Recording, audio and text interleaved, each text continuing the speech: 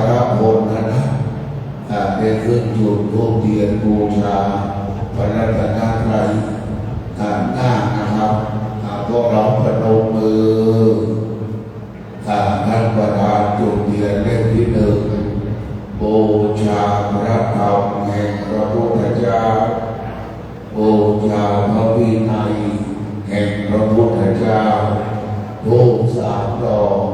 บูชาพระบริสุทธิคุณพระปัญญาคุณพระมหากรุณาธิคุณแห่งองค์สมเด็จ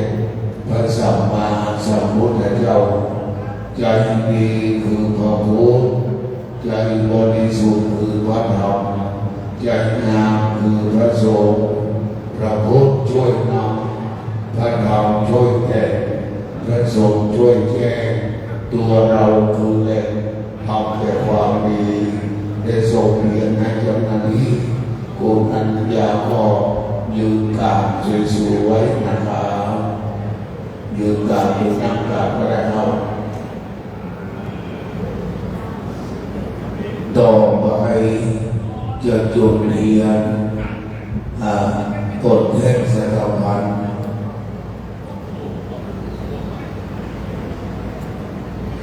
อีก7 เล่มนะครับเดี๋ยวเชิญคุณอนัญญาไปนั่งที่เดิมเดี๋ยวเชิญ7 ท่านคณะของอาจารย์โชคเจริญสุข7 ท่านได้มาจุดเรียนอริยสัจ7 ประการ1อาจารย์โชคเล่มที่1ข้างบนสุดนะครับอาจารย์โชคครับเล่มที่2คุณพัสรสสหวัฒน์เล่มที่3คุณวิญญามาศสิทธิปีดานันท์เล่มที่4คุณนนทพัฒน์พรศรีคุณานนท์เล่มที่5คุณเฉลิมชาติแท้โคคุณบุญยืนแท้โคนะครับ1 2 3 4 5 6 7อาจารย์เดวิดนะครับ7 เล่มอาจารย์เดวิดคนละเล่มมาเล่มนะครับ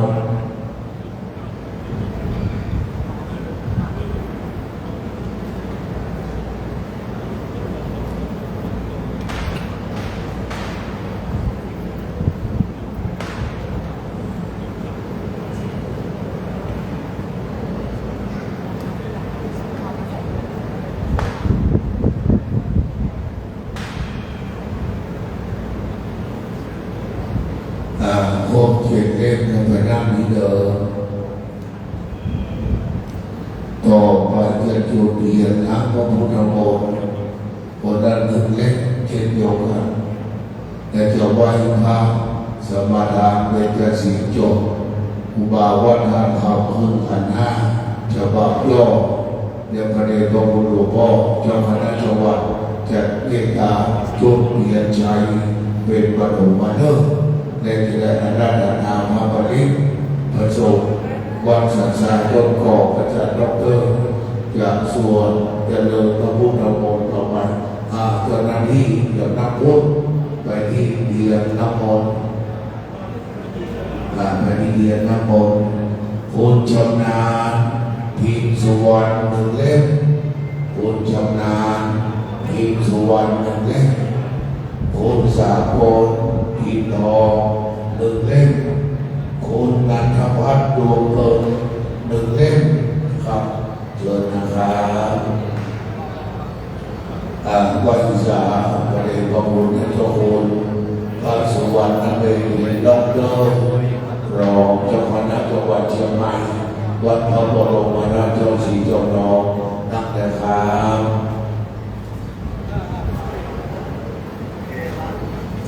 คุณชำนาญพิมพ์สุวรรณ1 เล่ม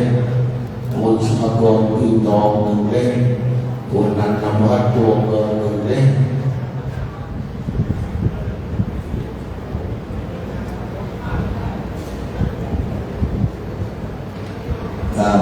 เดือนหน้าหลวงปู่คนละเล่มเลย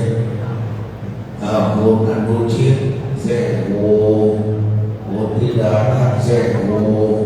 คุณภูธนพัฒน์ชัยพิวัฒน์คุณสมศักดิ์โบกเขียวแปรอดีตนายกเทศมนตรีตำบลลิมออนใต้อำเภอสันกำแพงคุณศิริโยอัครพลจิรพลเชิญนะครับขอมาเล่น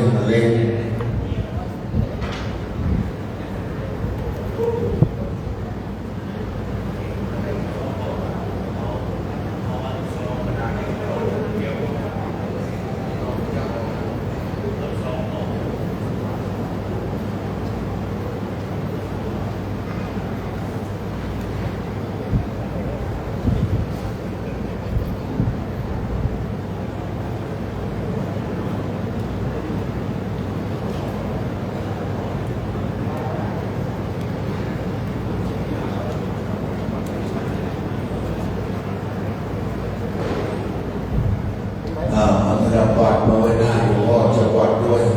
ธนบัตรท่านรองมาหลวงพ่อจะได้ผ่านสื่อให้พวกเราเดี๋ยวอาจารย์โชคจะได้จูดดีกันบาททำของบุญหมดใหญ่ในครั้งหนึ่งรอไว้พระทำสิ่งในวัน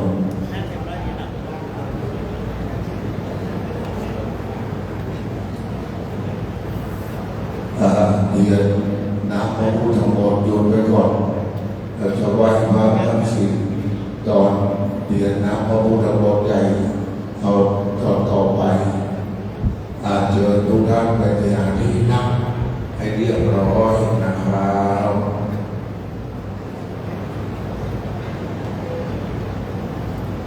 บิดเลยนี่นะขยับหัวขยับหัวขยับหัวเชิญทุกท่านประนมมือตั้งจิตให้ใสตั้งใจให้ดีบารมีธรรมจะบังเกิดบัดนี้เราจะไหว้นำพระโบสถ์พระบาทพระธาตุพระธรรมบุญธรรมพิบาสารูปเจ้าเข้ามาใหญ่น้อยอันทปัญนาทำไว้บนมหาวิหารหลวง2 ชั้นใหญ่ที่สุดในประเทศไทยภาคเหนือ8 จังหวัดนับวันดอกจันทร์ตำบลท่าสาราอำเภอเมืองจังหวัดเชียงใหม่อันเป็นทางอันตรายเศษณบัดนี้กราบหนึ่งกราบสองกราบสามอิมินาสังฆาเลนะพุทธังอภิปูชยามาอิมินาสังฆาเลนะธัมมังอภิปูชยามาอิมินาสังฆาเลนะสังฆาอภิปูชยามามันแบ่งกันให้ผ่านแค่นอกไม่ได้ล่ะสัมพุทโธวะภะวะการใช้งานนะทำงานคนเดียวมันก็ใช้งานแล้วก็ทำบนรถอาภิวาเทมิมันก็ใช้งานสวาขาโตภะคะวะตาธัมโมธัมมังนัมมัสสามิสุปฏิปันโนภะคะวะโตสาวกสังโฆสังฆังนัมมามิตั้งใจสมาทานทั้งศีลจากพระเดชพระคุณหลวงพ่อพระเทพมัคคราจารย์เจ้าคณะจังหวัดเชียงใหม่รูปที่ เจ้าวัดวัดท่าตอนพระอารามหลวงอำเภอแม่งายจังหวัดเชียงใหม่ประธานสงฆ์มักยังพันเตวิสุงวิสุงรักขันนันทายาติสรเนนัสสมาปัญจศีลานิยาจามาทุติยัมปิมัจยังพันเตวิสุงวิสุงรักขันนันทายาติสรเนนัสสมาปัญจศีลานิยาจามาตาปิยัมปิมัจยังพันเตวิสุงวิสุงรักขันนันทายาติสรเนนัสสมาปัญจศีลานิยาจามานะโมตัสสะภะคะวะโตอะระหะโตสัมมาสัมพุทธัสสะนะโมตัสสะภะคะวะโต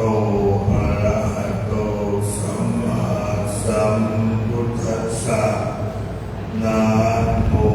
ตัสสะภะคะวะโตอะระหะโตสัมมาสัมพุทธัสสะนะโมตัสสะภะคะวะโตอะระหะโตสัมมาสัมพุทธัสสะนะโมตัสสะภะคะวะโตอะระหะโตสัมมาสัมพุทธัสสะนะโมตัสสะภะคะวะโตอะระหะโตสัมมาสัมพุทธัสสะธังสรณังคัจฉามิพุทธังสรณังคัจฉามิธัมมังสรณังคัจฉามิธัมมังสรณังคัจฉามิสังฆังสรณังคัจฉามิสังฆังสรณังคัจฉามิติยัมปิพุทธังสรณังคัจฉามิโยติยัมปิพุทธังสรณังคัจฉามิแล้วผมมีโคนดิ ธัมมังสรณังคัจฉามิโย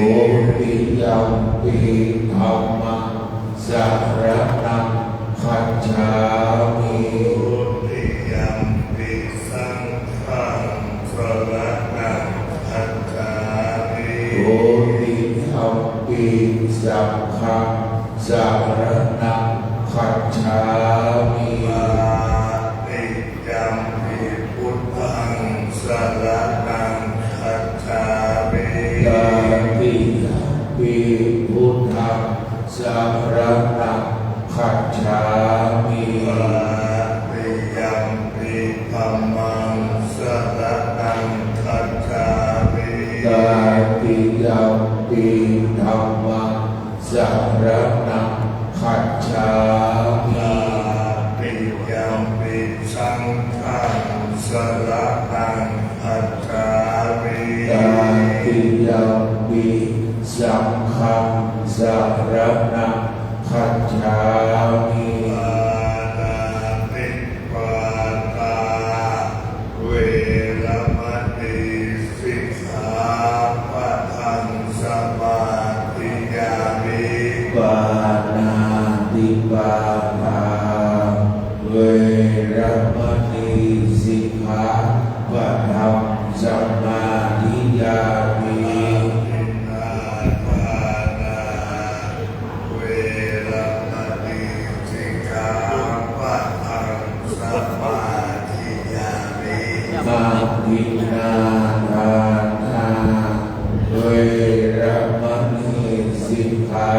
ปะทังสมาธิยามิอาเมสุปิชาจาระเวรมณีสิกขาปะทังสมาธิยามิปาเมสุมิชฌาจาราเวรมณีสิกขาปะทังสมาธิยามิสาวกาเวรมณีสิกขาปะทังสมาธิยามิมุสาวาทาเวรมณีสิกขาปะทังสมาธิยามิลาเมรยมัจจปมาทัฏฐานาเวรมณีสิกขาปะทังสมาธิยามิสุราเมรยมัจจปมาทัฏฐานาเวรมณีสิกขาปะทังสมาธิยามิสิกขาปะทาสิสีเลนะสุขติยันติสีเลนะโภคสัมปทาสีเลนะนิพุพิยันติตัสมาสีลังวิโสทะเทสาธุสาธุสาธุดีเจเพิ่มเสียงพวกเราจะไม่ได้เสียงไม่หัวสีฟ้าเนี่ยพวกเสียงหายเพิ่มเสียงพอดีนะเดี๋ยววันสำนักพุทธในจากที่ในสมัยหลวงพ่อในยกสมศักดิ์เอาเบอร์ครูบาพระธรรมก่อนเอาไปเตรียมโทรมาก่อนเจ้าหน้าที่สำนักพุทธจุดเทียนชนวนไว้ในพระเดชพระคุณหลวงพ่อพระประธานนักบุญดีดอกเตอร์เจ้าคณะอำเภอคณะการที่วัฒนาเจ้าว่าวัดรอดจากเทศาจุดเทียนนาเด็กพวกเราประดมมือเล่มที่หนึ่งบูชาพระพุทธเจ้า5-4 โมงรอยพระบาทเอาไก่พัดลมบินไปรอยพระบาทยาว12 คืบเล่มที่2พระธรรมเจ้า38รอยพระพุทธเจ้าโคนากรรมนะ92 คืบเล่มที่3ครูบาอาจารย์พระอริยสังฆเจ้า14ต้องหอยกินพระพุทธเจ้าองค์ที่3คือพระกัสสปะ92เล่มที่4พระสมณโคดมคือวิปัสสนากรรมฐานนำเป็นดวงญาณพิเศษต้องหอยกินพระพุทธเจ้าสมณโคดมยาว52 คืบ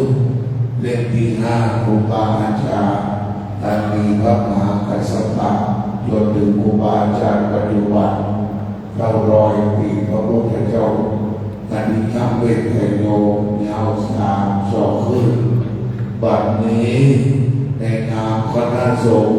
28 รูปไว้สาหลวงพ่อท่านพระครูอดุลศิลกิจมหาบัณฑิตวิทยาโทเจ้าคณะตำบลนายาเจ้าวัดพระธรรมเมตตาโอกาสขันธ์5ในพิธีพุทธาภิเษกพระรอดและพระพุทธมงคลและเทวาภิเษกณ บัดนี้พวกเราพนมมือเรียกนะครับโยสังเวชโนภะละโพธิมุลเลมาลังสะเสนังมหันติเวชโยสัมโพธิมาคันจิวะอนันตัญญาโนโยโลกุตโมตัมปัญญามาเวโภคังตัมปัญญามามิธัมมังปะปะมามิสังฆังสาธุ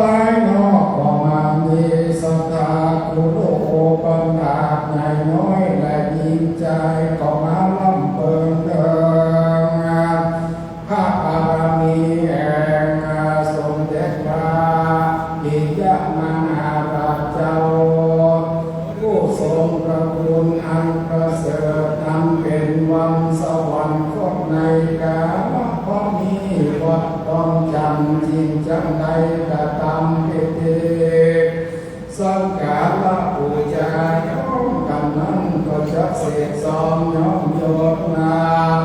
ยังมงคลวัตถุมีพระรอดและวัตถุมงคลนั้นเดินเรื่องในวันปิยมังคาราช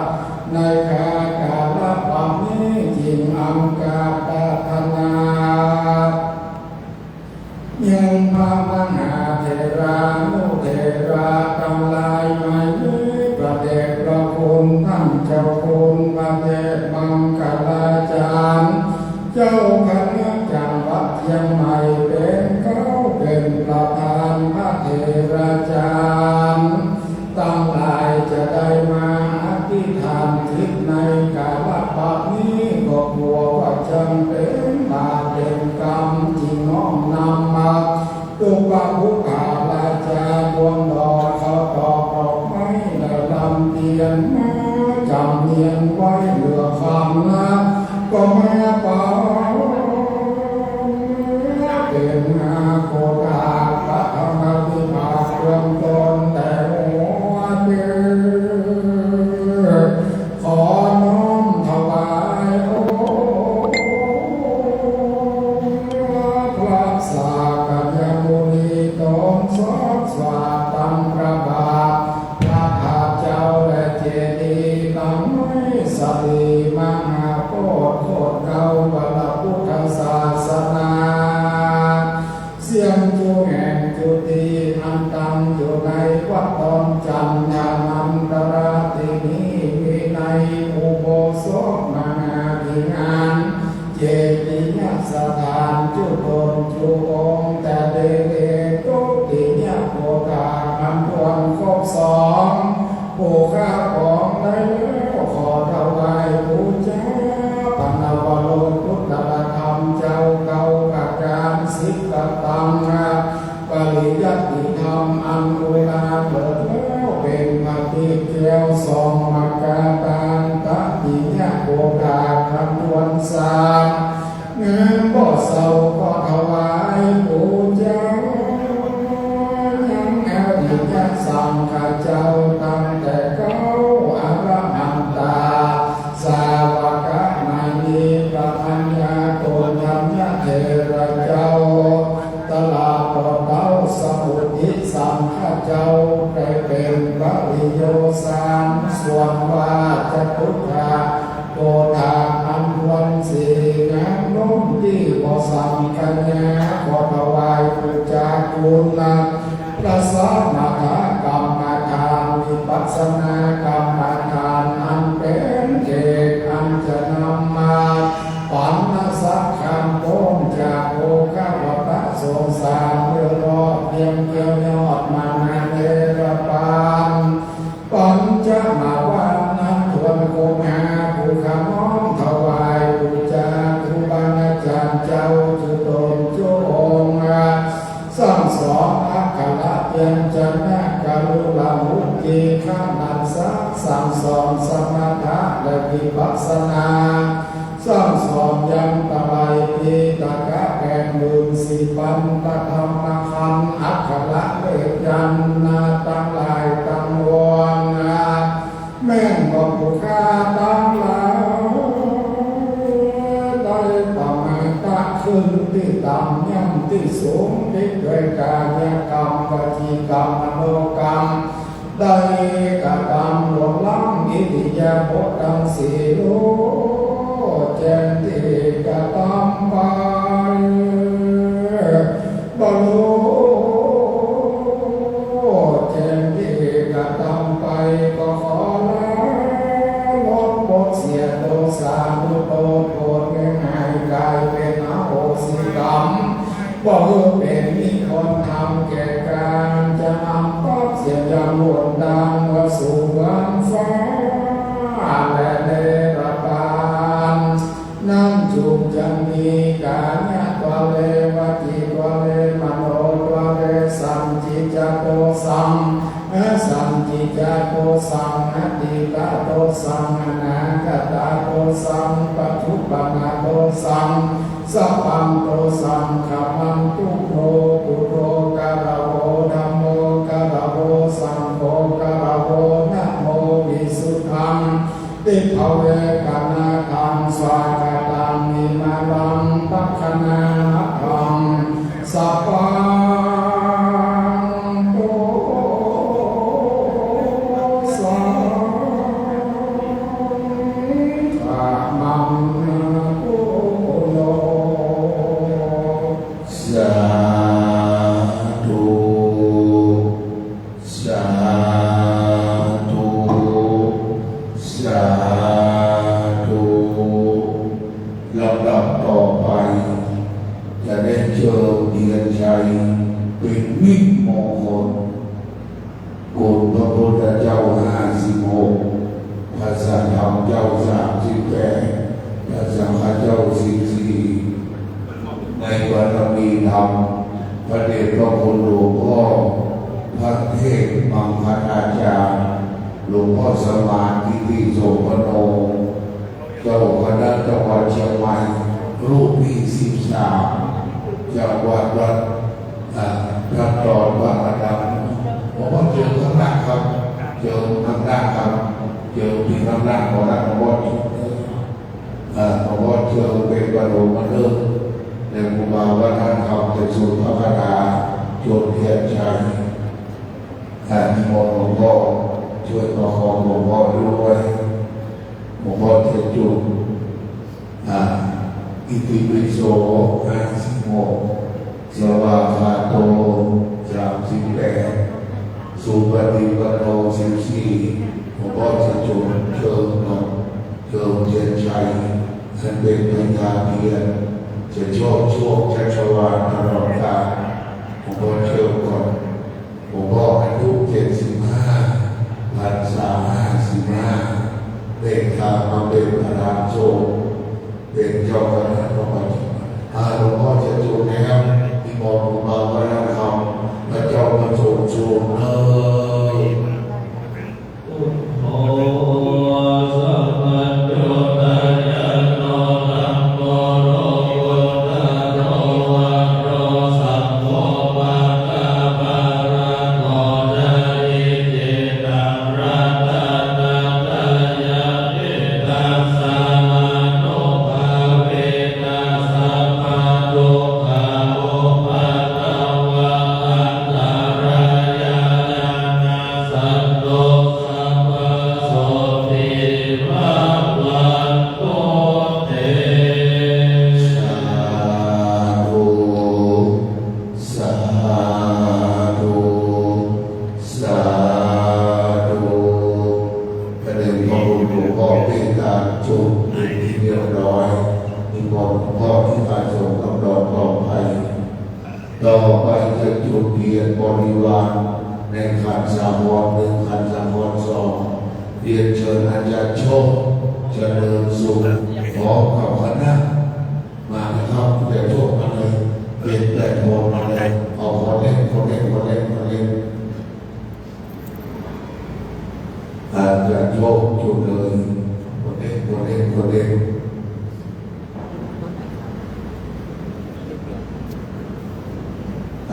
ละหนึ่งเล่น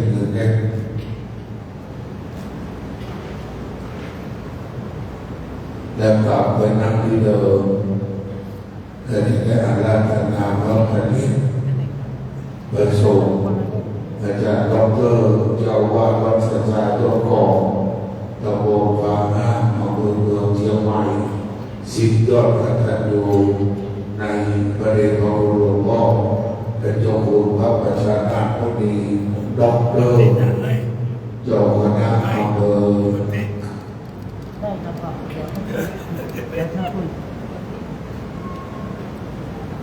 สำนักพุทธเดินจุดเทียนบวกจุดเทียนเนี่ยเดินตามเทียนใช้ความธรรมดาเดินตามเทียนใช้ความรู้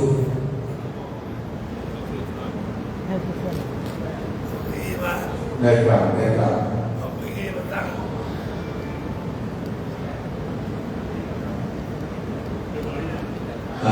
กล้ๆกันจุดบนทั้งสามขันธ์สาครทั้งสองเลย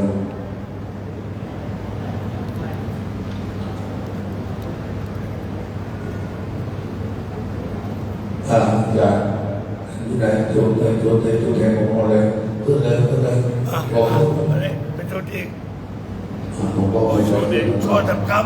สวดทำกรรมนี่ว่า หลวงพ่อก็คนเข้าใจหลวงพ่อก็มองว่าคุณเจ้าสู้หรือครับแต่ที่สีใจมันน้อยที่มองนะครับสู้หรือครับครับพุทโธสัมปันโนตัญญาโนธัมโมโรโกตโรวาโรสัพโพมังคังปังนะโตจายิติตัมรัตนาตัญญาเมตัสสะโนภาเวนัสสัพพะโลกะโอปัตตวาอันตรายะจานาสันโตสัพพะโสติอาวันโตเต สาธุสาธุสาธุ อีสานกันหน่อยอีสานกันหน่อย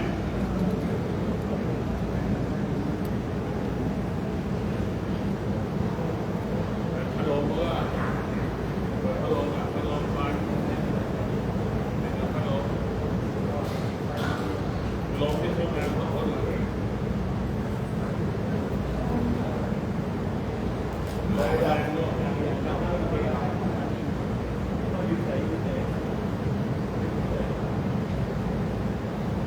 พุทโธมังคลาสัมโพโนสัมโพโนทิปันโนตัมโมพุทธังมังคลังอนัมมาสัพพะโลกะโอปัตตวาสัพโพมังคลาสัมโพโนกัมเมโรโนทัสโสอโนกัมปะมังคลังอากัมมาสัพพะหายา ปะมนจาเมสัพโพอาคาราสัพโพโตปาราตตินายโยอานุตตโรสังฆมังคารังอาคัมมาสัมมาโรกังปะมนจาเม สาธุสาธุสาธุคณะของคุณอาจารย์โชคอยู่เรียนเชื่อเลยแต่โชคมันรอแต่โชคมันรอมันเท่านั้นเลยแต่โชคอยู่คนเดียวเลยแต่โชคกันเลยแต่โชคอยู่คนเดียวเลยแต่ต้องเอาใครกับโชคเดียวนั่นแหละนะมาหาโชคมาหาลาภแต่โชคอยู่แต่คนเดียวเลย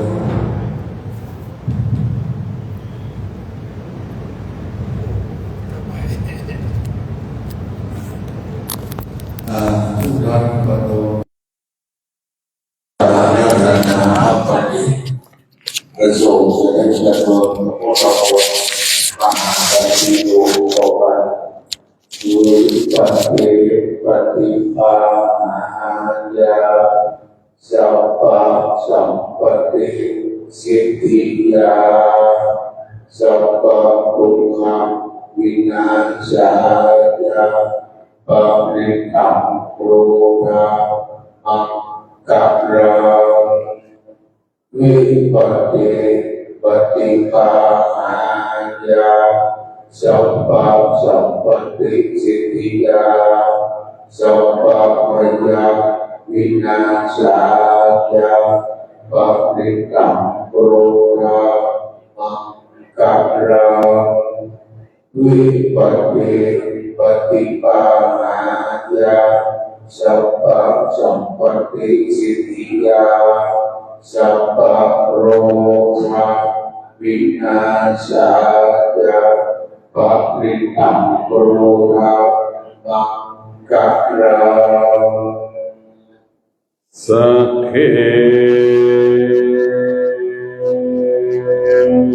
กาเมชาโลเวหิริสิขารตเตจันตาริเกวิมาเนนิเประเทจาอารัมเมอารัมมวัตุมิเขเตอุมมาจยันตุเทวาจราคารวิสเมยะคะอันนาคาติทันตาสันติเก ยังมุนิวรจนังสาหโวเวสุนันตุธรรมัสสวนากาโลอายัมภทันตาธรรมัสสวนากาโลอายัมภทันตาธรรมัสสวนากาโลอายัมภทันตาโหนโตเทวาสังขโยตุกาลาเทวดาฟ้าดินได้โปรดรับรู้วันนี้เป็นวันปิยมหาราชเป็นวันแห่งองค์สมเด็จพระปิยมหาราชลูกหลานจึงได้ทำบุญอุทิศถวายเป็นพระราชกุศลแด่องค์สมเด็จพระปิยมหาราชลูกหลานทั้งหลายขอน้อมอัญเชิญญาณธรรมบารมีธรรมพระปิยมหาราชได้เสด็จลงมาอนุโมทนาประทานพรคือลูกคือหลานได้อยู่ได้กินได้อาศัยอยู่เย็นเป็นสุขลูกหลานได้มาร่วมทำพิธีวันปิยมหาราชขออัญเชิญบารมีธรรมแห่งพระปิยมหาราชประทานพรคือลูกคือหลานที่ได้มาร่วมทำพิธีสื่อได้ทำพิธีในวันนี้ขอเชิญญาณธรรมบารมีธรรมพระปิยหนุนนำดวงชะตาปีเกิดเดือนเกิดลูกหลานขออาราธนาอัญเชิญบารมีธรรมแห่งองค์พระปิยเมตตาเสริมดวงหนุนดวงผูกดวงชะตาปีเกิดเดือนเกิดอันลูกหลานได้มานั่งทำพิธีในวัดดอนจันทร์ในวันปิยะขอสัพพะมงคลจงเกิดแก่ลูกแก่หลานขอสัพพะมงคลจงเกิดแก่ลูกแก่หลานลูกหลานทั้งหลายทุกข์ทรมานลำบากด้วยวิบากกรรมใดๆลูกหลานจึงขออาราธนาอัญเชิญพระอินทร์พระพรหมพระนารายณ์พระศิวะพระพิฆเนศได้มาถอดมาถอนลูกหลานเจ็บป่วยทุกข์ทรมานลำบากแม้นว่าถูกวิญญาณตั้งหลายผีตายหงผีตายถูกรถชนผีตายเล่ร่อนผีกระสือผีกองก่อยและเจ้าผีข้าบดผีตายท้องกลมผีกะผีทะเลผีแม่น้ำผีพงผีไผ่ผีตั้งหลาย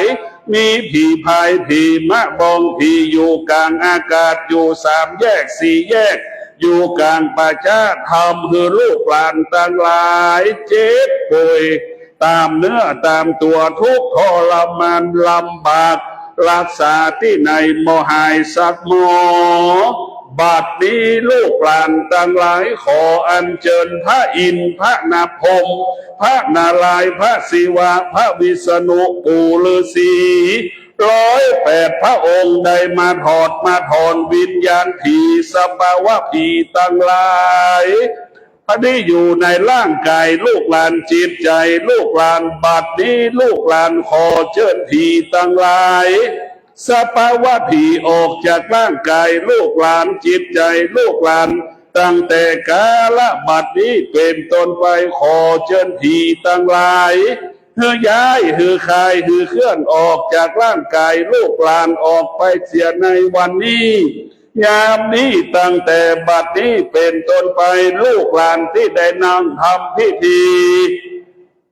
วันปิยวัดดอนจันทร์ให้มีสุขภาพร่างกายแข็งแรงสมบูรณ์หายเจ็บหายป่วยหายทุกข์หายทรมานหายเสียยังความลำบากตั้งแต่กาลบัดนี้เป็นต้นไปบัดนี้ลูกหลานขอเชิญพระอินทร์ขอเชิญพระพรหมขอเชิญพระนารายณ์พระพิฆเนศปู่ฤาษีเจ้า108 พระองค์ผู้มีฤทธิ์มากผู้มีอานุภาพ ได้เชิญมาแก่ได้ขอเชิญมาร่วมทำพิธีถอดถอนแก่อาถรรพ์อาเพศเพศภัยพยานอันตรายต่างหลายลูกหลานได้ถูกอาถรรพ์อาเพศอาคมเวทมนต์คาถามนต์ดำมนต์แดงสภาวะคุณใสทำเพื่อลูกหลานที่ได้มาร่วมทำพิธีทุกข์ทรมานลำบากขอให้ลูกหลานได้หลุดพ้น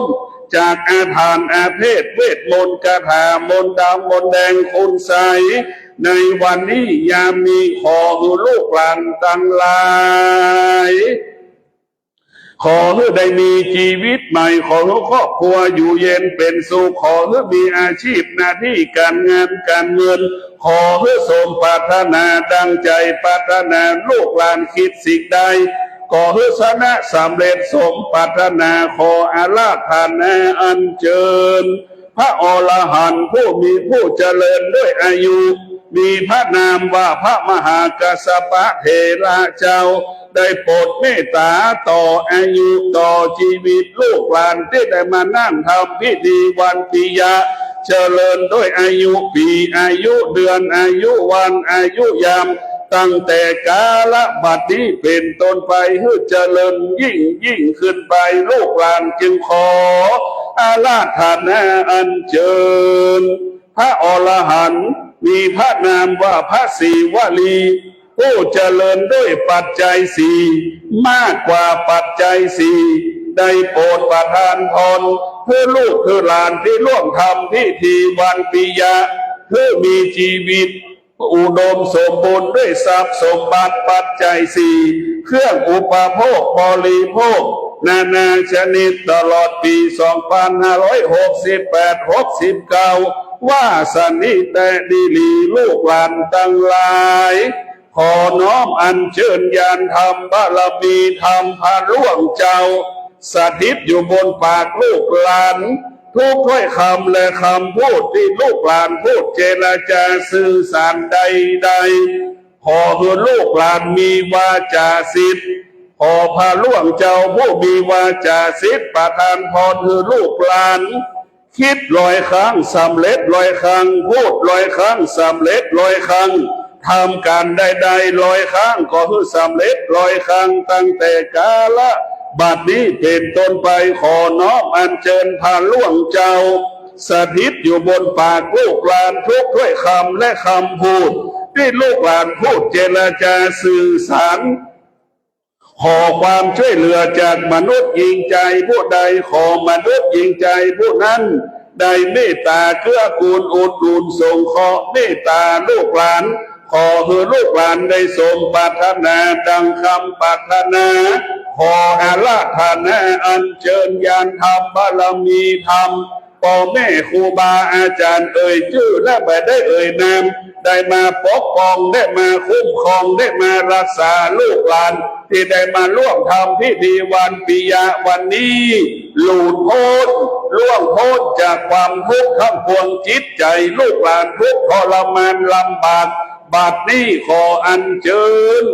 พ่อแม่ครูบาอาจารย์มาปลดเปลื้องความทุกข์ทั้งปวงออกไปจากชีวิตลูกหลานขอให้ลูกหลานได้มีชีวิตใหม่ตั้งแต่บัดนี้เป็นต้นไปขอเชิญพระศิวะพระผู้เป็นพระผู้ประสร้างโลกได้เมตตากรุณาประทานพรให้ลูกหลานในวันนี้ยามดีว่าสันนิแต่ดีลีขออัญเชิญองค์พระศิวะโปรดประทานพรให้ลูกหลานเพื่อมีสติมีสมาธิมีปัญญาเพื่อมีปัญญาญาณยิ่งขึ้นไปโอมนะมะศิวะโอมนะมะศิวะโอมนะมะศิวะโอมหิสันตระหัมปุริยังสินตระหัมปุริยังโอมลัสมีมหารัสมีโอมลัสมีมหารัสมีโอมหิสันตระหัมปุริยังสินตระหัมปุริยังโอมมหาโอมโอมมหาโอมโอม หิสันตระหัมปุริยังสินตระหัมปุริยังโอมหิสันตระหัมปุริยังสินตระหัมปุริยังเยสันตระหัมปุริยังสินตระหัมปุริยังโอมคเนชาโอมคเนชาโอมคเนชาโอมหิสันตระหัมปุริยังเยสันตระหัมปุริยังสินตระหัมปุริยังโอมหิสันตระหัมปุริยังโอมหิสันตระหัมปุริยังสินตระหัมปุริยังโอมหิสันตระหัมปราชาติบัดนี้ขออาราธนาพระสงฆ์ได้เจริญพุทธมนต์สมโภชตั้งแต่บัดนี้เป็นต้นไปนะโมตัสสะภะคะวะโตอะระหะโตสัมมาสัมพุทธัสสะนะโมตัสสะภะคะวะโตอะระหะโตสัมมาสัมพุทธัสสะนะโมตัสสะเดี๋ยวเอาไว้เชื่อมีลำสัมมาสัมพุทธัสสะ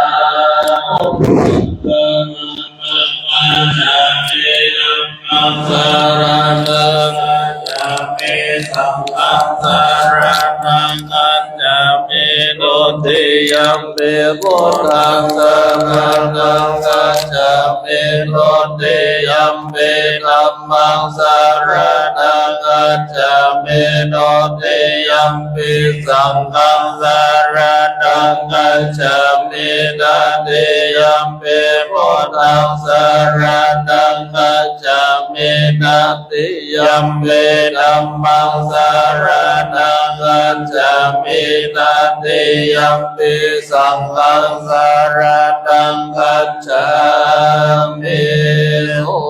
ตุนตโสอายังนะโมโล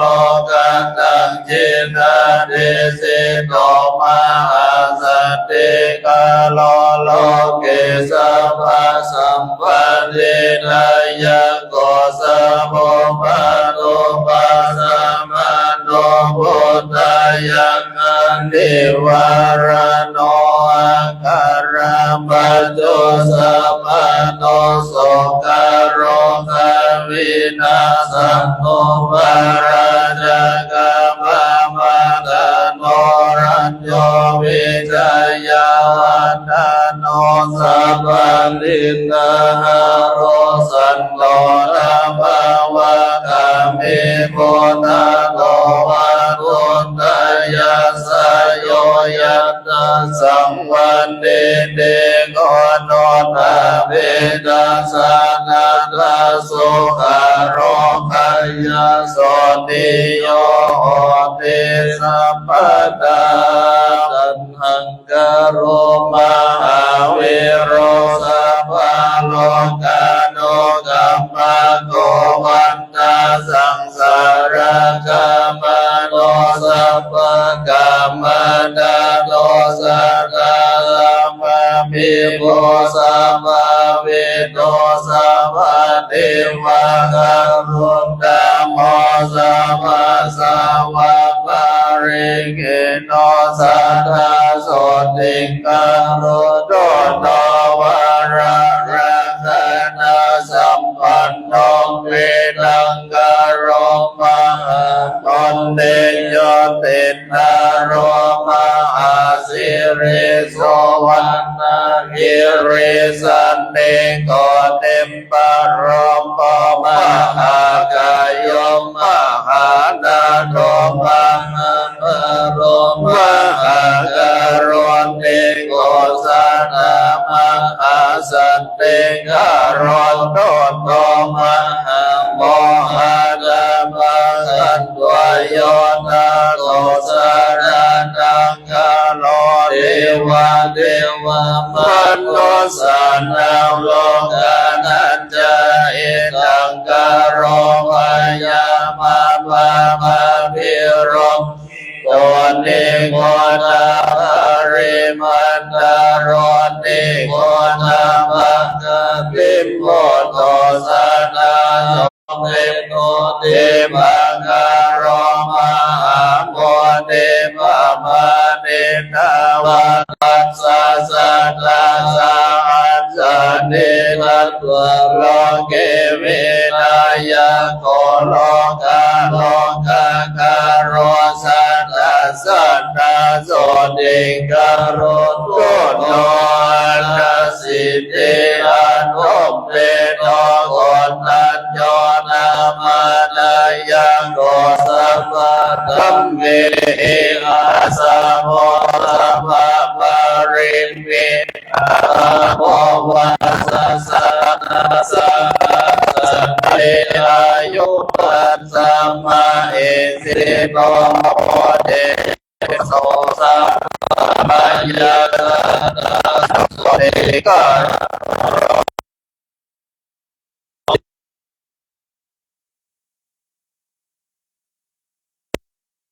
นาโรมังกโรนามาสัมพุทโธโพธิสัสสะโยสัพพะรัสสิโยตัสสะสั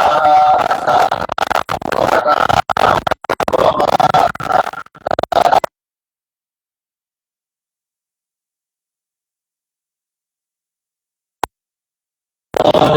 รันตโนเว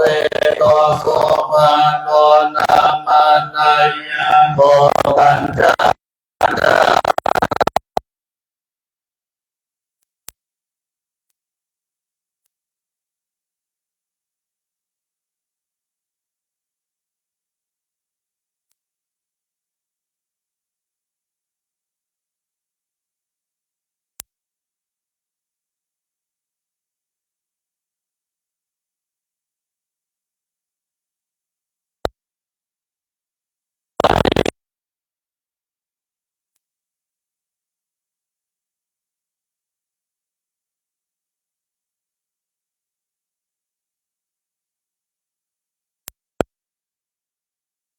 ปะปะปะระติติจัสสะการุณโตโตโสภิโกตัสสะพุทโตนะวุติสังสยโยสังสาราสังฆาเรสันเทภะอุโมเจเตโลกาโตอัตถปัญญาสารนันตังอันเกโลมาเสเตเตสั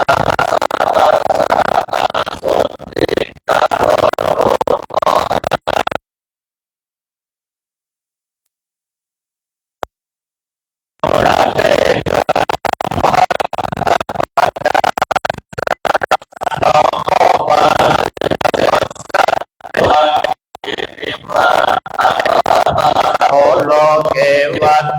สัตตะสหัสสะโยโกการุณโตโตมาอาสันติโสเก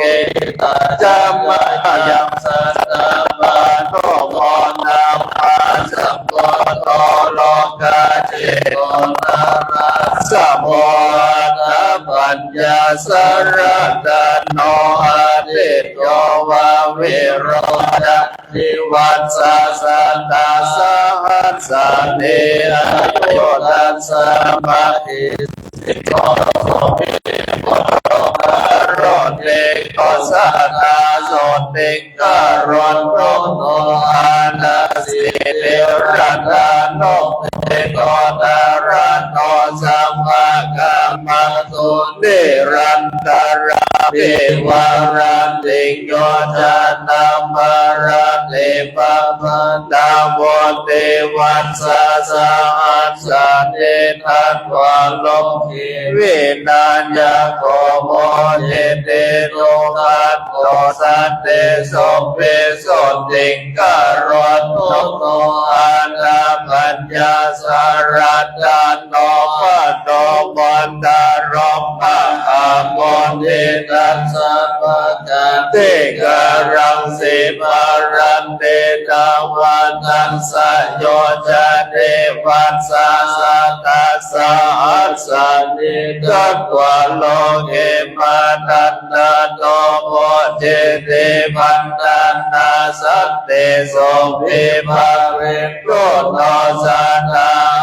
นาสิทธิรัตนาติอาโจมาโตมหามนติสุภิโตนามาสัมโพโตนาวันติสาสาโยโกตัสสะปะกะเตการังสิภารันเตโยจันตาสันตาภเรโตโนสันตาโมโตภะเยวิเวเตเอจาปัญญาสารัตาโนเมโนโสจันโตนามานายังโกเอมะวันโนมหาเวโรมหาตัมมาเวโนทานโนนาโวเทวันสะหัสสะเนอายุทัสสะมะเอเสโนโสเภวโตกาโลเนโกสันนาโสติการุณโนโตอาสิเตรัตโนเปโนเปยันตัสสิมหามนเตนะโมเตวัสสะสัมหัสสะนิกัตวะโลกากานายโกสุเมสัมปะกุโนเปโนสัมปะโลกาสุขัมปันโนสัมปันโนสังเวนาเสนโนสัมมาโสติการุณโนโตอันสิเตระตาโนเปโตอันตานาเสนาราสัมโมวัสสะสัตตะสัสสะเนโลเกอาตาเสนายาโกตัสสะปะกะเตการังสิภารันเตโยจันตังสานาเนรันตาราเทวาเตกาโตโสติกาโรโตโนนานาสิกาสัมปันโนอาสิเตอันตาโมพันโตยติโรจติเตเจนาสะเทวะโสระมันโนเสวัสสะสันสัสสะเนโลโลเกมายาโสสัพพะสัพพะโมเจเตมายาโนโนสันนาสิลันโนนามาสัมปันโนสัตเตรันนานาโลกันโตติ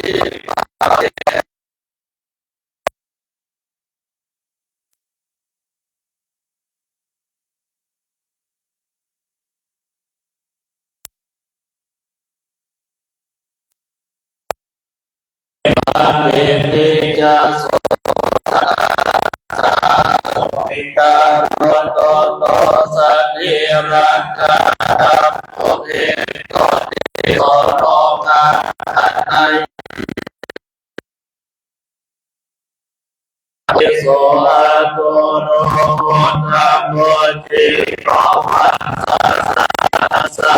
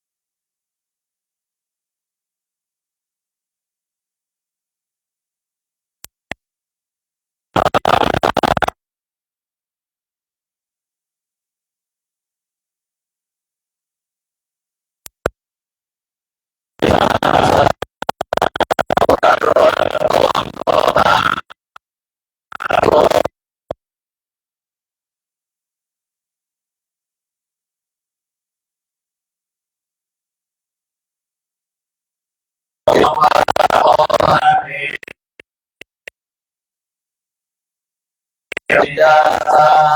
สายโยมเอตังโกเทตาเทวา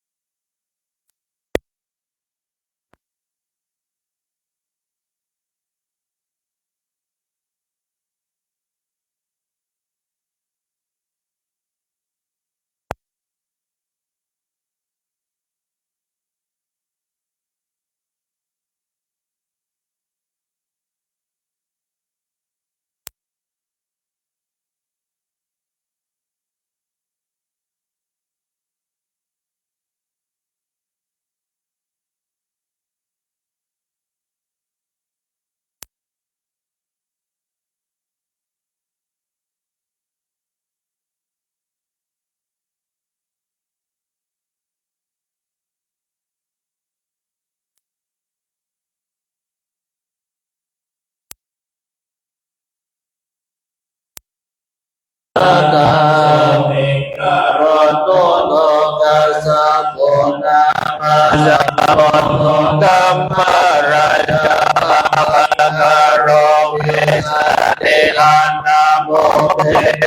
เวสะสะหัสสะอายุโกอาโนนาโมสัมมาสัพพะเทวาสัตตานุตตะโร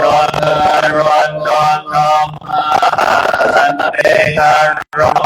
ยัญญาชัยยัญญาอันตระสันตโนเปโตธัมโมสังฆายะวันนันสัพพะโตสัพพะเทระโกสัมมาโลกัสโสกัมปันโตสัมโมโนสัพพะตัมปะนังเอมะขายาโยตุวิจารณะสัมปันโนโสตยาโรคายังทันทาโลโน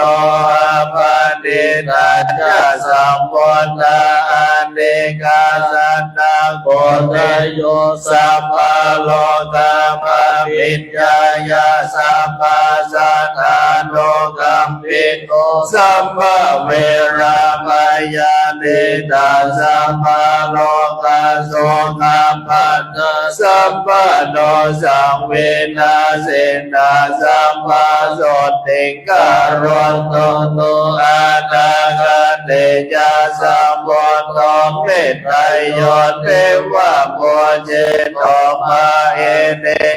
มหาเทโวมหาสัตติการุณโตโนสัพเพมัจจิกาสัมพุทธานิโรธาชนะโกวินานิรารัญญานิราสังฆาภะมายามะเอสยโยโตเรปิวินาเยติสวะสัมปันนาตังกะเนนะเตสันติติกัมภะริกันวาสัตตาสันติการุณโตโตสวากาตาดาดิสัมปันโนนะโมสัพพะริยติโกสังสาราสักกะระโลกิตาเลติจินาโหตโรกิเลสัจจาราวิตังเวสุนโตโมทัสสิวินโนติมานะกัมมันโตสันโตสันนาสนการุณโตโตสีนาเตโกนาสัมปันโนสังโฆมังคัมปริเตโตเจเตนาริโยเทตาภา โพธกิตโยนุตตโรนาสาวกปริสุทธโธนิราสาโสภวะพระเวทิมานาโอจารสันโตสันตาโสติงการุตโตโนอัญญาณโกฏญาเทโรรานาโยนาโมโหตัมมจันทาภิสัมมาโยสัตตาโสติงการุตโตโนวามันเตมุมหาบัญโยมหาธัมมวินโนทโนมหาสันติการุณโลเกมหาสันติการุณโนโนมาติโยมาตาสิโรจาดักขินายโยโนตโรโลกันตาจาริโนเทโรสัต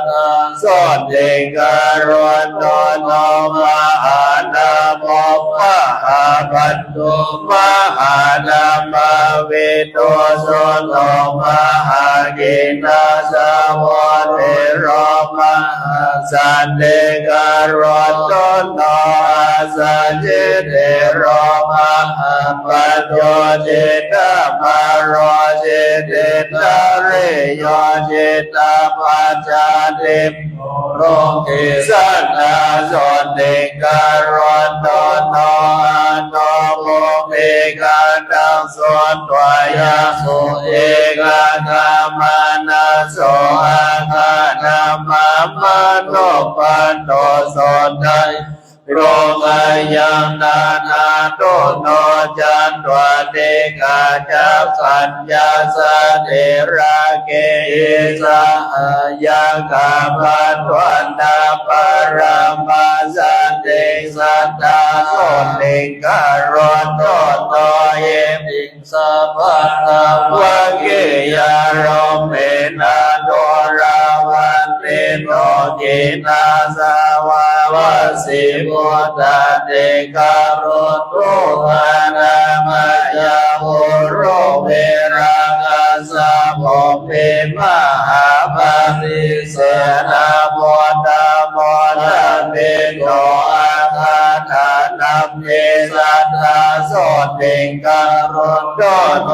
โยนาเดกัสสะปัตเตโรปุญญเกโตอันวันตังโตสะสังโฆสิราสัมปันโนสัตตาโสติการุณโตโนธัมม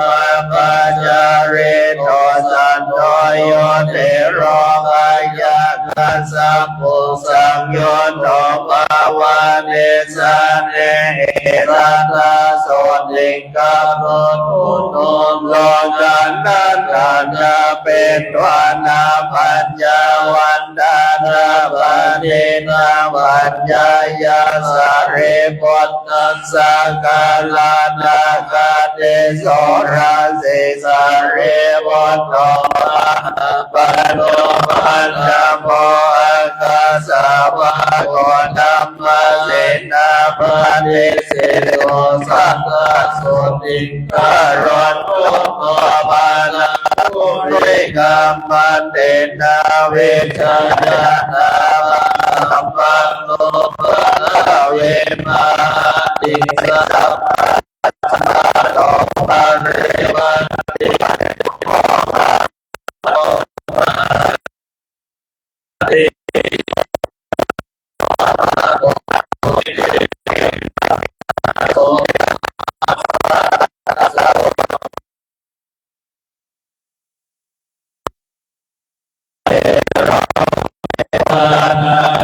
นากันเนโมโนตาปุณังคันเตเกโม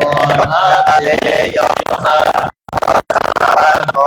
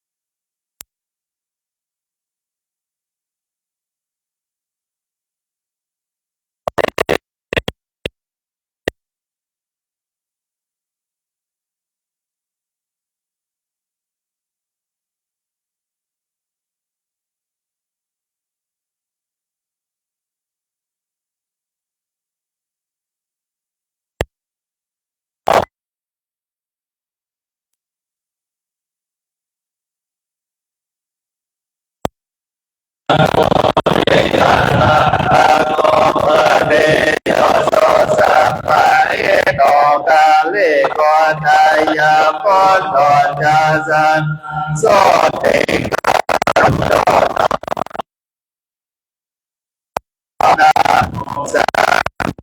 จาตัวสัมมาโตโอสุโตนะปัตตะโรสันนังเนกะโรโตโนกิปิโรสิริสัพพะโนโสกาสะมาเทโตมะอาเกตัสสะโมจาโนมะอาสันเตกะตัสสะโรวาสะสิวะ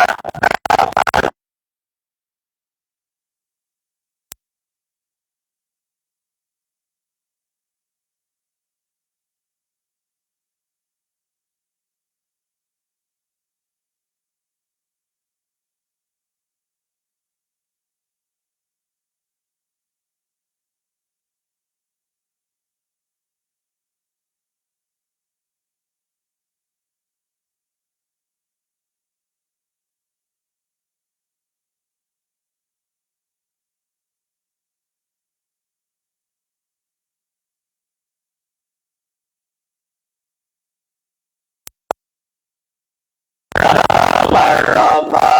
เดโรเสอะนานาวันนามเปโตอาการานาเมสานาโสติการันโนโนเสกิตาสิตามันดาเวเรกาเวจานาโกตัสโตภาวันติสันเนโอเตระสติการันโน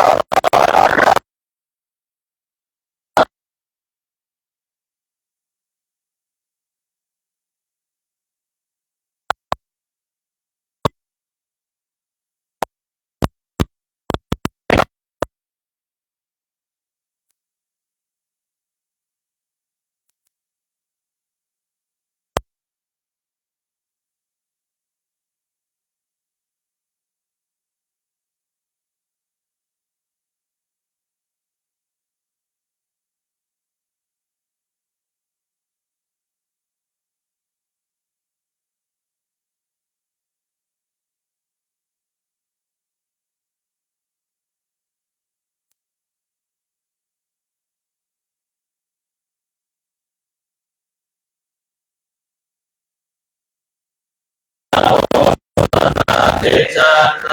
โกสาโร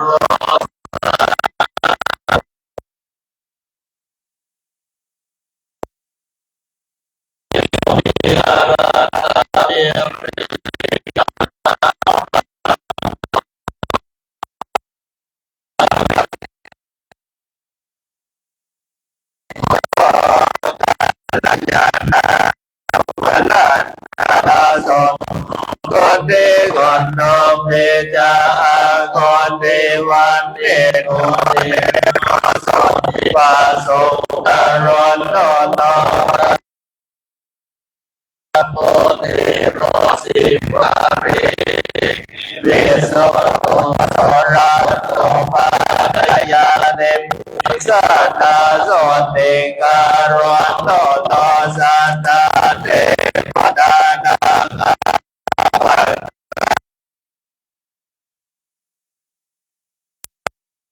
โอโรสานาโสติการันโน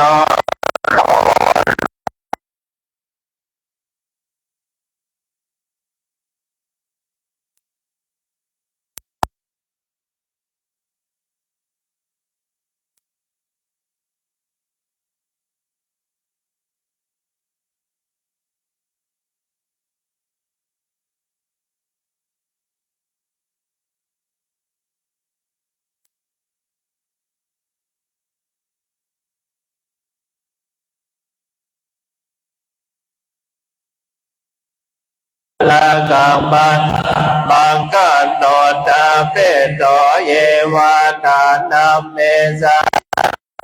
เตกะ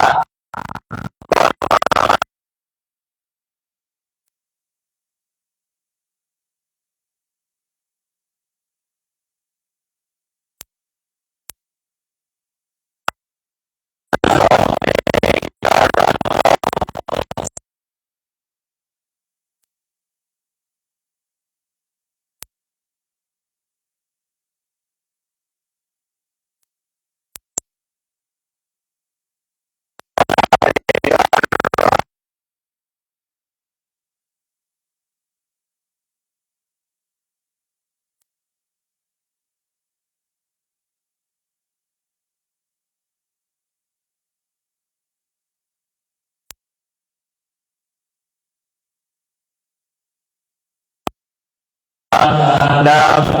โยอนาเมโตอานานาเมโสทายา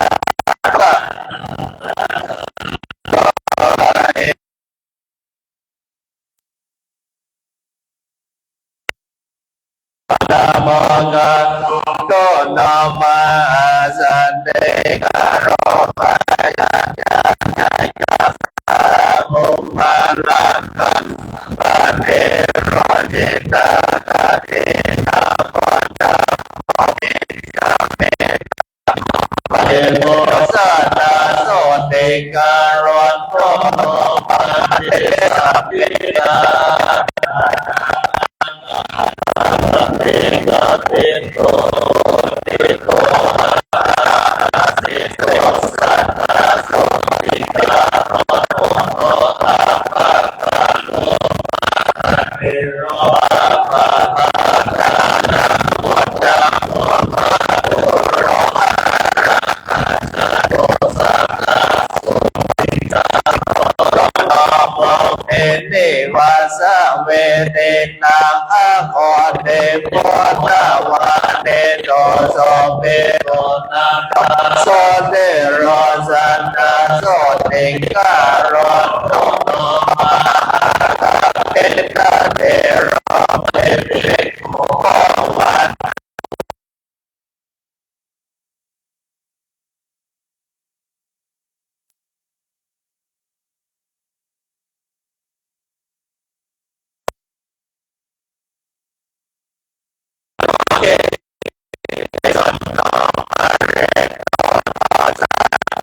รอเอ็นนาเรเยโสตัตตาวะโร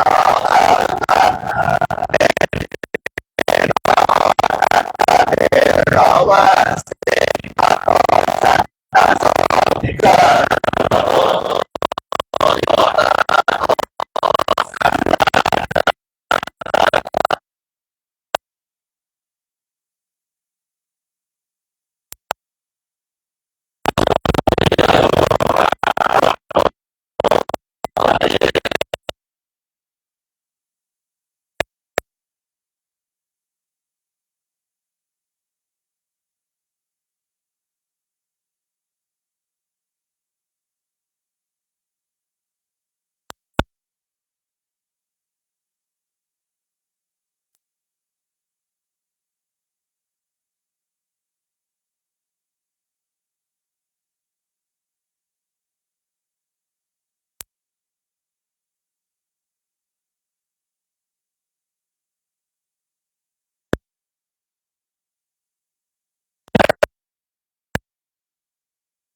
้อนตอนนอยา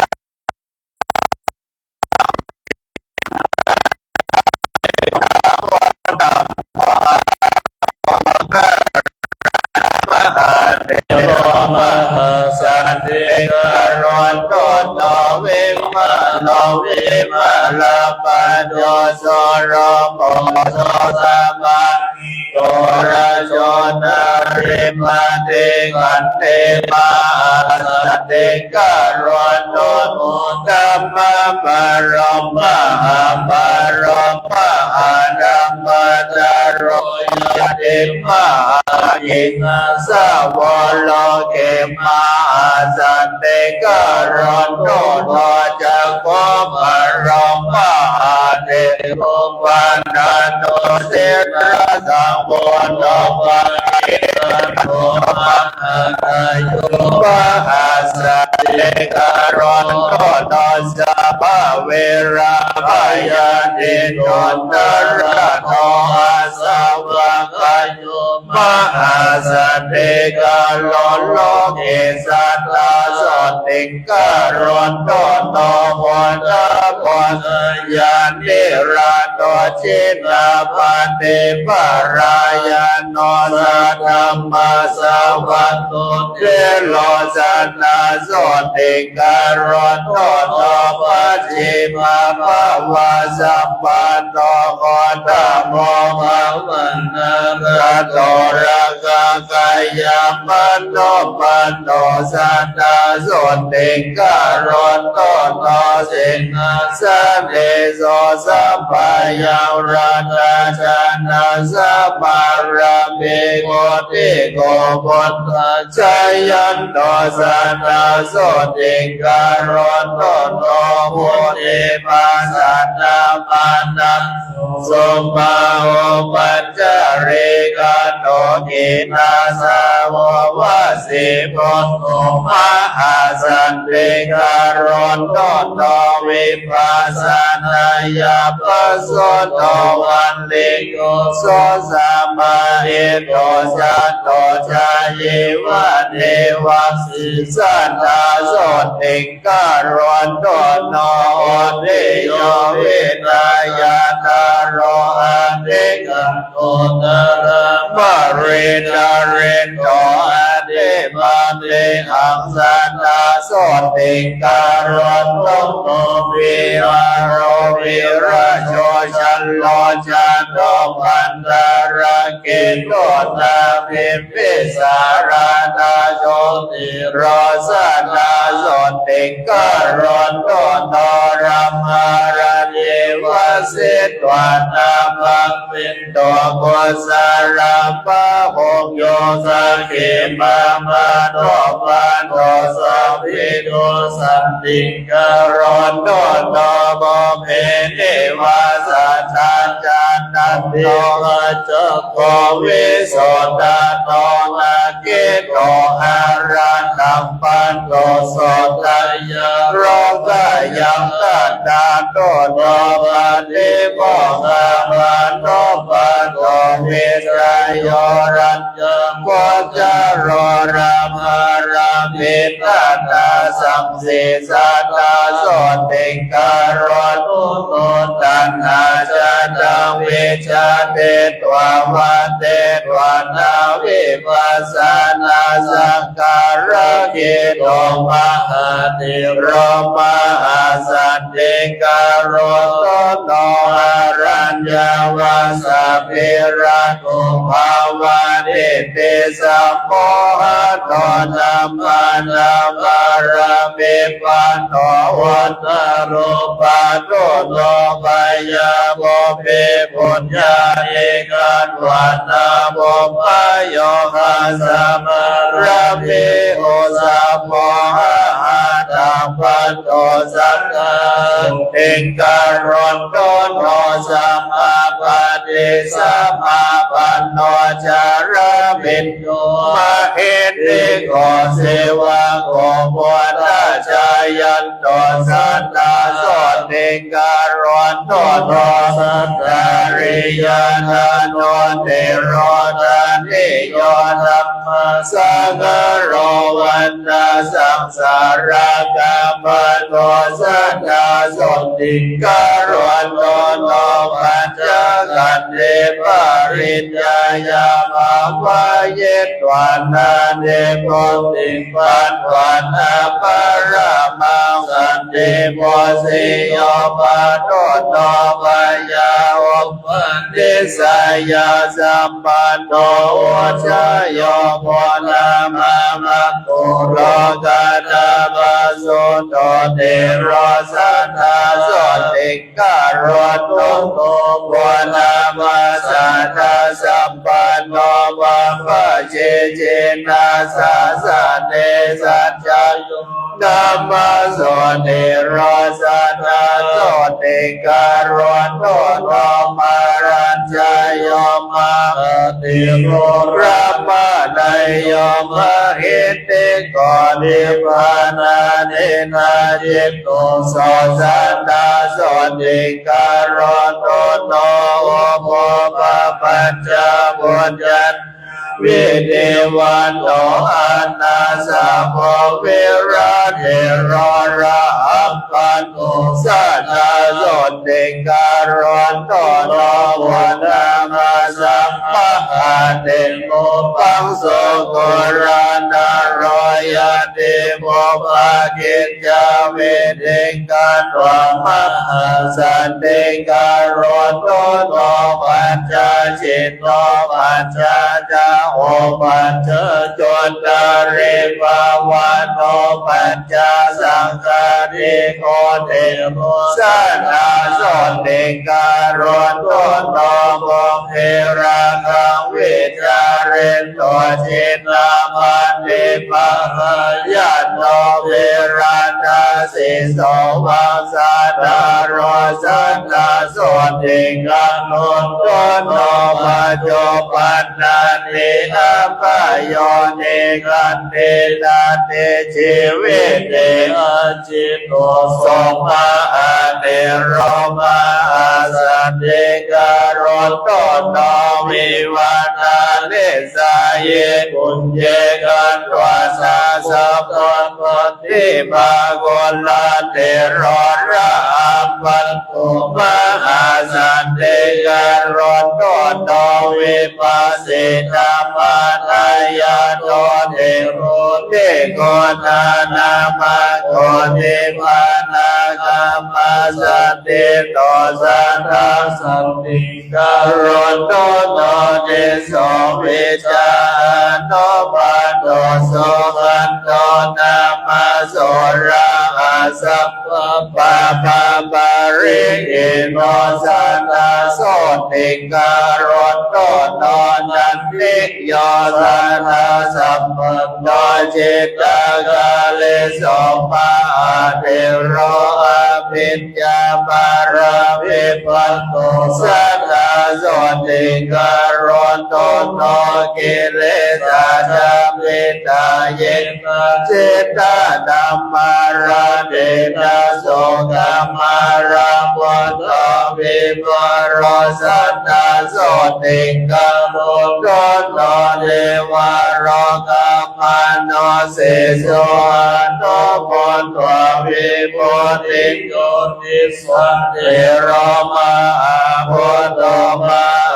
สันติการนโตโนสุวิมุตโตมหานาโกติอิวังเกหิโมตะโกโสปังกังโลมหาเทโรมหาสันติการนโตโนติระการนติระสังสุมารังเกระวิโสทานโนวิเวกามิระโตมนโตสันนาโสติการนโตโนภาวิเวกาปันโนปันโนกิริปานานานามาปุภาเวโตกุสเรนะเมสันนาโสติการนโตโนมุตตาสานามารันโตสัมมิติภาวันตารันโตสัมมิติโกนาสัมปันโนสัตตาโสติการนโตโนอาราติตาจินโนสันโตโยติปิโรมหานารัมติโมตโตสัพพะสังสาราสัตตาโสติการนโตโนเสนาสนะเนปันดาเนเสวัตชานานาราเมจาราปิญโยมหาจนโนสัตตาโสติการนโตโนชานาเนโรสาจาโตโสนันโตจิตนาสาสานาโยมเกปามาโนปันโตสันนาโสติการนโตโนเบเกโยโมโนปันนาโกจินาปฏิปารายาโนวิจาเวตามุปะเสโนสันนาโสติการนโตโนภาวะโนมหาเทโรมหากายโยมหาระหัมมะเอติโกมหาเตโยสัทธาโสติการนโตโนสังเยโจโจรานามาโนสัพพะสัมโยชนะกายโยปาเรโตโนสัพพะปายาสนตายาโรมยาตาโตโนปัญ นนาพยาการานิเชโกเมตาชนารันโตยันเตโสปะโกปายาสัมปันโตสัตตสุติการุณโตโนเกตาสัมปันเตสัมปันโตวานามาโนวสุตินาสมโน